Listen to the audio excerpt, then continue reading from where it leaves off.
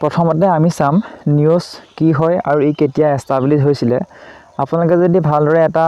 কথা চাই তেতিয়াহ'লে দেখিব যে নিউজৰ এই পাঠ্যক্ৰমটো আৰম্ভ হৈছিলে 1989 চনতে ভাবকচোন আপোনালোকে কিমান বছৰ আগতেই আসলতে এইটো প্ৰতিষ্ঠা হৈছিলে কিন্তু ইয়াৰ যিটো পাঠ্যক্ৰম সেই পাঠ্যক্ৰমটো আৰম্ভ হৈছিলে 2017 চনৰ পৰাহে ৰাজ্যসভা আৰু লোকসভা মিলি 2017 চনৰ এটা কাৰ্যপন্থা হাতত লৈছিল যে যিসকলে ইন সাৰ্ভিস টিচাৰ বা প্ৰাইভেট স্কুলতে হওক বা চৰকাৰী স্কুলত টিচাৰ কৰি আছে তেওঁলোকৰ কাৰণে এটা পাঠ্যক্ৰম গ্ৰহণ কৰা হ'ব যাৰ জৰিয়তে নেকি শিক্ষকসকলক ট্ৰেইনিং দিয়া হ'ব শিক্ষকৰ কাৰণে কাৰণ তেওঁলোকে ট্ৰেইনিং লোৱা নাছিলে কিন্তু এটা কথা আপোনালোকে জানে যে আজি যি নিউজক লৈ যিটো কেছ চলি আছে সেই কেছটো আজিৰ পৰা বহুত দিনৰ আগৰ পৰা চলি আছে বহুত মাহৰ আগৰ পৰা চলি আছে যেতিয়া নেকি পোনপ্ৰথমে ইয়াৰ কেছৰ আৰম্ভ হৈছিলে তেতিয়া আমি গম পাওঁ যে কেতিয়াৰ পৰা চলিছিলে কিন্তু পোনপ্ৰথমে যেতিয়া আৰম্ভ হৈছিলে তেতিয়া আমি আপোনালোকক আপডেট দিব বিচৰা নাছিলোঁ আপোনালোকে হয়তো জানে যে কেইখনমান ৰাজ্যই যি নিউজৰ ওপৰত এটা কেছ তৰিছিলে যে তেওঁলোকে কৈছিলে যে নিউজটো হৈছে 18 মহীয়া কোৰ্স আৰু এনেই জেনেৰেলি এটা কোৰ্স সমাপ্ত হয় 2 বছৰত কিন্তু তেওঁলোকে কৈছিলে যে 18 মাহৰ এটা ডিগ্ৰী সমাপ্ত নহয় আপোনালোকে যদি চাই তেতিয়াহ'লে দেখিব যে ইন সাৰ্ভিস টিচাৰৰ ক্ষেত্ৰত 18 মাহটো আসলে যথেষ্ট এটা ভাল সময় বুলি ক'ব পাৰি কাৰণ ফ্ৰী যিসকল কেণ্ডিডেট সেইসকলে 2 বছৰ নালাগে 3 বছৰলৈকে ফ্ৰী মুক্তভাৱে যিকোনো এটা পাঠ্যক্ৰম গ্ৰহণ কৰিব লাগে কিন্তু তাৰ বিপৰীতে NCTE সকলোৰে সুবিধাৰ কাৰণে এইটো 18 মাহত কৰিছিলে এইটো আসলে বহুত বেয়া কথা নাছিলে কিন্তু প্ৰায় 3-4খন ৰাজ্যই উচ্চতম ন্যায়ালয়ত কেছ তৰিছিলে আৰু এই কেছত কেইবাটাও হিয়াৰিং হৈছিলে আমি ক'ব বিচাৰিছোঁ যে কালি ফাইনেল হিয়াৰিং হোৱা কথা আছিলে আমি চেনেলত ভাবিছিলোঁ যে এই যিটো ফাইনেল হিয়াৰিং হ'ব তাৰ পিছত আমি ভিডিঅ' আপোনালোকক দিম কিন্তু কালিও ফাইনেল হিয়াৰিং নহ'লে আজিৰ পৰা কেইদিনমানৰ পাছলৈকে ফাইনেল হিয়াৰিংটো আসলতে ৰখাই থৈছে ষ্টপ কৰি থৈছে আপোনালোকে যদি মই গোটেই পিডিএফটো আপোনালোকক দেখাব নোৱাৰিম মই আপোনালোকক থুলমূলকৈ এইটোৱে কওঁ যে যিসকলে নিউজত D.el.ed কৰিছিলে তেওঁলোকে মনত শংকা নলোৱাকৈ আপোনালোকে থাকক আগন্তুক যি DEE যিটো শিক্ষক নিযুক্তি প্ৰক্ৰিয়া হ'ব সেই শিক্ষক নিযুক্তি প্ৰক্ৰিয়াত এই বাতৰিটোৱে কোনো প্ৰভাৱ নেপেলায় কিন্তু এটা কথা আপোনালোকে যে চাব দেখিব যে এটা বিষয়বস্তু যদি আদালতত যদি বিচাৰাধীন হৈ থাকে তেতিয়াহ'লে কিন্তু এটা এফেক্ট পৰাৰ চান্সেছ থাকে কিন্তু DEE বা অসমৰ শিক্ষা বিভাগে সেই বিষয়টো বহুত বেছি গুৰুত্ব নিদিব যেন লাগিছে আগন্তুক যি এডভাইচ দিব সেই এডভাইচৰ ইয়াৰ কোনো ভাৱ নপৰাৰ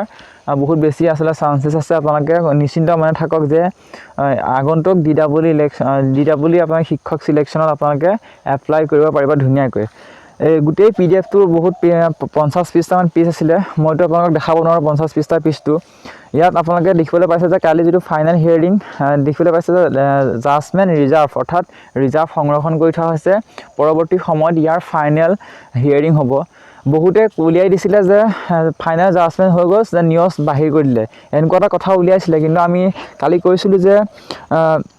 ফাইনেল হিয়াৰিং এতিয়াও হোৱা নাই পৰৱৰ্তী সময়ত হ'ব আপোনালোকে নিশ্চিন্ত মনে থাকক আৰু মই আপোনালোকক এটা কথা ক'ব বিচাৰিছোঁ যে এইটো কেনসেল কৰাটো আসলে বহুত বেছি এটা ডাঙৰ সমস্যা হিচাপে দেখা দিব কাৰণ এইটো বহুত বেছি এটা ভাল ডিগ্ৰী বা ইয়াৰ লগত বহুত হাজাৰ লাখ প্ৰাৰ্থী জড়িত হৈ আছে মই আপোনালোকক এটা এক্সিট পোল দেখাব বিচাৰিছোঁ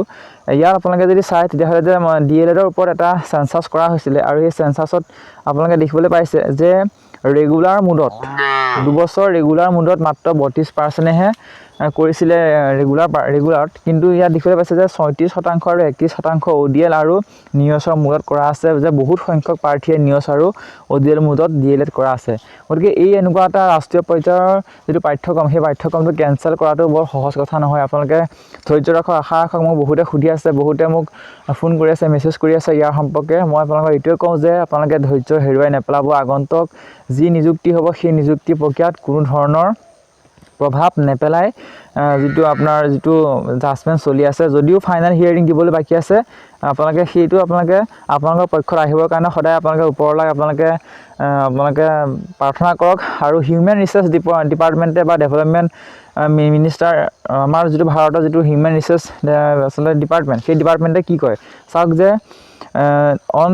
মই এইখিনিবা আপোনাক কৈ দিছোঁ যে will allow D.el.ed course by the National Institution for Open Schooling অৰ্থাৎ সম্পূৰ্ণ এটা DLEDৰ ক্ষেত্ৰত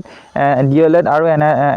NIOS এই সম্পূৰ্ণ এটা টিচাৰৰ কাৰণে এলিজিবল পাঠ্যক্ৰম হয় আপোনালোকে চিন্তা নকৰিব সম্পূৰ্ণ NCTE এটা ৰিকগনাইজ দিয়া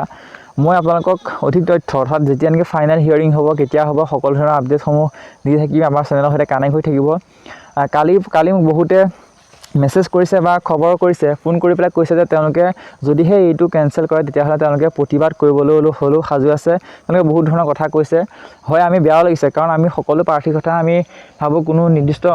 মুছলিমীয়া প্ৰাৰ্থী নাভাবো কাৰণ সকলোৰে কথা ভাবো সকলোৱে আমি উপলব্ধি কৰোঁ সকলোৰে দুখ বেদনা আমি উপলব্ধি কৰোঁ যদিহে এইটো সঁচাকৈ কেনসেল কৰে তেনেকৈ কিমান এটা লোকচান হ'ব সকলো প্ৰাৰ্থীৰ কাৰণে সেয়া আমি সকলোৱে জানো